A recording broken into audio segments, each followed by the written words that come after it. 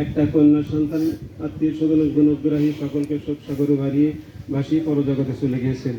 আমরা বলি ইন্না লিল্লাহি ওয়া ইন্না ইলাইহি রাজিউন। পরিবারের পক্ষ থেকে সালাতুল জানাজার ইমামতি করবেন একটা সিদ্ধান্ত তারা নিয়ে ফেলেছেন। স্থানীয় মসজিদের ইমাম এবং আমাদের গ্রামের বিশিষ্ট আলেমীদ্বীন জনাব আব্দুল হামিদ ভাইকে সৌজন্য কথা বলার জন্য বিনীতভাবে অনুরোধ করছি। আলহামদুলিল্লাহ নাহমাদুহু ওয়া নুসাল্লি আলা রাসূলিহিল কারীম আম্মা বা'দ আউযু বিল্লাহি মিনাশ শাইতানির রাজীম বিসমিল্লাহির রাহমানির রাহিম ইন্না লিল্লাহি ওয়া ইন্না ইলাইহি রাজিউন সাদাকাল্লাহুল মাওলানা আযীম। উপস্থিত আজকের জানাজাত সমাবেশের মুসল্লিয়ানে কিরাম, আসসালামু আলাইকুম ওয়া রাহমাতুল্লাহি ওয়া বারাকাতুহু। মহান মাবুদের বারগাহে লাইন শুকরিয়া আদায় করে আমরা সালাতুল জোহরের নামাজ আদায়ের পরে আবার একটি জানাজা নামাজের শরীক হওয়ার মতন সুযোগ করে দিলেন। সে আল্লাহ তাআলার দরবারে শুকরিয়া আদায় করি। আমরা সবাই রাসূল পাকের বারদুত তাসমিয়াত পেশ করি, তিনি না আসতে পারে 18,000 মাখলুকাতের কোন সৃষ্টি করা হতো না। যার এই পৃথিবীতে আসার একমাত্র লক্ষ্য এবং উদ্দেশ্য ছিল যে আল্লাহর জমিনে আল্লাহর দ্বীন বাস্তবায়ন করা। এই লক্ষ্যে তার জীবনের জানাজা পড়ে গেল আহমদ মুস্তাফা আমরা সবাই বলি সাল্লাল্লাহু আলাইহি ওয়াসাল্লাম তার বারদুত তাসমিয়াত। উপস্থিত ভাইরা, আমি কথা বেশি বলবো না, দুপুরের সময় আরো অনেক ওলামা হুজুর আসেন, তারা কথা বলবেন।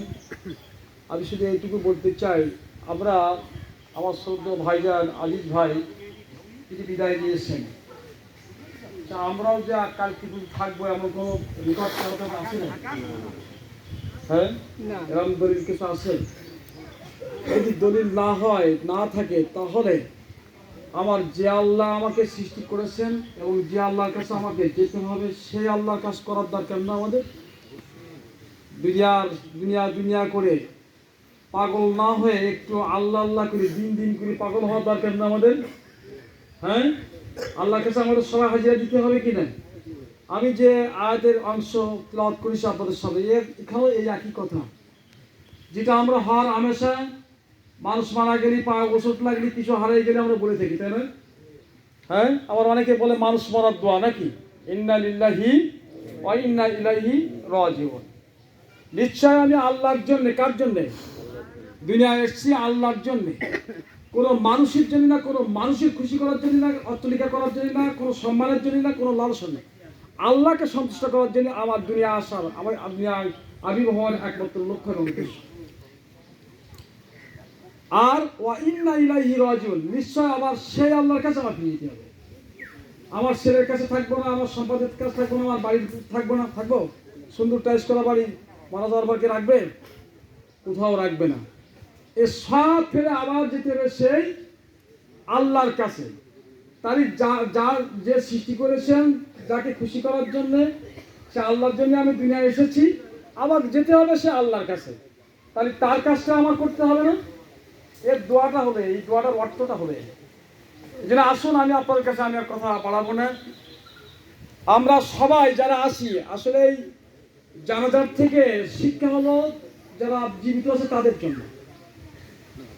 এই জীবিতদের শিক্ষা দিবে, এই যেমন আমার আজিজ ভাই শুয়ে আছেন, কালকের আমারও ছুটি হতে পারে, ওইরকম সদা কাবিন আমাকে পড়তে হবে। হ্যাঁ, হতে পারে। সুতরাং আমার বাড়াবাড়ি নয়, আমার অন্য কিছু নয়, আল্লাহর বিধান বাদ দিয়ে, আল্লাহর সীমারেখা বাদ দিয়ে, আল্লাহর গণ্ডি বাদ দিয়ে দুনিয়ায় আমার নজরে যা চাচ্ছে তার দিকে ঝুঁকে পড়া উচিত না, ঠিক কিনা? এই জন্য আল্লাহর বিধান, আল্লাহর হুকুম, রাসূলের আদর্শ আমার জীবনে ধারণ করে তাই যতটুকু সামনে যাওয়া যায় তাই আমাদের করা উচিত, তাই তো কিনা? তাই যদি করি তাহলে আজকের জানাজা পড়ি আর তার জন্য দোয়া করি আর যাই করি না কেন সেগুলো কাজে লাগবে, তাছাড়া কিন্তু লাগবে না। এই জন্য আমরা সবাই এই নিয়ত করি যে আল্লাহ আমাকে সৃষ্টি করেছেন, যে আল্লাহর কাছে আমাকে ফিরে যেতে হবে, সেই আল্লাহর গোলামি, সেই আল্লাহর তাবেদারি করে যেন দুনিয়া থেকে আমরা বিদায় নিতে পারি। আল্লাহ রাব্বুল আলামিন যেন আমাদের সবাইকে তৌফিক দান করেন, আল্লাহুম্মা আমিন। এই কথা রেখে এবং আমার শ্রদ্ধেয় ভাই দুনিয়া থেকে বিদায় নিয়েছেন, তার রুহের মাগফিরাত কামনা করে তার ভালো কাজগুলো আল্লাহ তাআলা কবুল করে নিক, আমরা সবাই আল্লাহুম্মা আমিন। এবং তার বদ কাজ, খারাপ কাজ যদি কিছু থেকে থাকে আল্লাহ তাআলা তা মাফ করে দিক, আমরা সবাই আল্লাহুম্মা আমিন। এবং শোকাহত পরিবার, তার সন্তানাদি যারা আছে আল্লাহ তাদেরকে সামনে জামিল ইফতার করার তৌফিক দান করেন, সবাই আল্লাহুম্মা আমিন। এই কথা রেখে আমি আমার কথা শেষ করছি। ওয়া আলাইকুম আসসালামু আলাইকুম ওয়া রাহমাতুল্লাহ।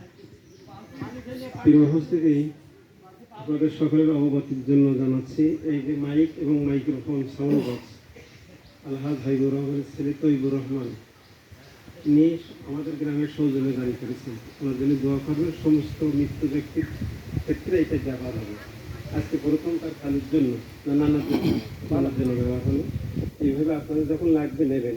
যে প্রবাসী জীবনযাপন করতেছেন, বিদেশে থাকে, এ পর্যায়ে আপনাদের সঙ্গে কথা নিয়ে আসছেন মাইতের একান্ত আপনজন হাফেজ হাবিবুর রহমান, সাইদুর রহমান, সাইদুর রহমান, হাফেজ মোহাম্মদ সাইদুর রহমান, যার খালু মারা গেছেন। উনি খালু জানার জন্য দোয়া এবং সালাম নিয়ে সাইদুর বলেন, সমস্যা নেই, সাইদুর বলেন। আসসালামু আলাইকুম ওয়া রাহমাতুল্লাহি ওয়া বারাকাতুহু। نحمد ونصلي على رسوله الكريم أما بعد. أعوذ بالله من الشيطان الرجيم. بسم الله الرحمن الرحيم. أينما تكونوا يدرككم الموت ولو كنتم في بروج مشيدة. صدق الله العظيم. সম্মানিত হাজিরিন, আমরা ফরজে আইন জোহরের 4 রাকাত ফরজ নামাজ পড়ে আজকে ফরজে কিফায়া জানাজার নামাজে আল্লাহ তাআলা আমাদেরকে হাজির হওয়ার তৌফিক দিয়েছেন। এজন্য আল্লাহ তাআলার দরবারে শুকরিয়া জানাই পড়ছি আলহামদুলিল্লাহ।